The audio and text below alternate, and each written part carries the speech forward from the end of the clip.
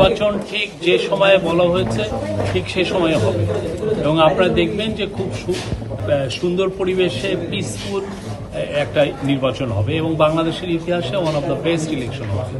Professor Yunus এটা বারবার বলছেন, আমরা আবারও বলি নির্বাচন নিয়ে কোনো ধরনের কোনো অনিশ্চয়তা নাই। নির্বাচন ভালো হবে, নির্বাচনের জন্য যে পরিবেশ সেটা ঠিক করা হবে এবং লেভেল প্লেইং ফিল্ড থাকবে সবার জন্য। যে কোনো ক্যান্ডিডেট বলতে পারবেন না যে না তার প্রতি অন্যায় করা হচ্ছে বা তাকে তার যে ফিল্ডটার লেভেল নাই সে এই পরিবেশ পাচ্ছেন না। আমরা পরিবেশ নিশ্চিত করব, খুব সুন্দর পরিবেশে ইলেকশন হবে এবং আমি বলছি তো এই নির্বাচন কোনো পিছানোর কোনো নাই, এটা নির্বাচন হবেই এবং খুব ভালোভাবে হবে। পিআর পদ্ধতি নিয়ে একটা আলোচনা হচ্ছে, এটা ন্যাশনাল মানে কনসেনসাস কমিশনের সাথে পলিটিক্যাল পার্টিগুলোর সাথে কথা হচ্ছে। আপনার বুঝতে হবে যে কথা কিন্তু সবাই বলছেন, কেউ কিন্তু কথা থেকে বয়কট করছেন না, সবাই খুব ভালো পরিবেশে কর্ডিয়ালি প্রতিদিন কথা বলছেন।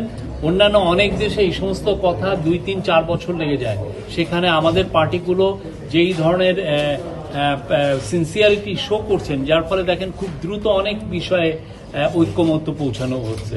মোট হচ্ছে আমরা দেখেছি হচ্ছে 8টা বিষয়ে অলরেডি কনসেনসাস এসেছে, 7টা বিষয়ে কথাবার্তা হচ্ছে, আর 3টা বিষয়ে এখনো সেরকম কথা হয়নি। বাট আমরা মনে করি প্রত্যেকটা বিষয়েই খুব ভালো একটা কংক্রিট রেজাল্ট আসবে এবং এর পরে যেটা আছে আমরা আশা করব যে জুলাই সনদটাও সবাই সাইন করবে। করার পরে আমরা সবাই নির্বাচনের পরিবেশে ঢুকব। এই মনসুনটা এই যে বৃষ্টির সময় শেষ হওয়ার পরেই দেখবেন যে পুরো গ্রামে গঞ্জে বাংলাদেশে আনাচে কানাচে নির্বাচনের হাওয়া বইছে এবং বাংলাদেশে আমি বলবো অনেক বছর বাংলাদেশে ইয়াং ছেলেরা ভোট দিতে পারেন নাই, এবার অনেক ইয়াং ছেলেরাও এই নির্বাচনের ব্যাপারে তারা যথেষ্ট ইন্টারেস্টেড থাকবে।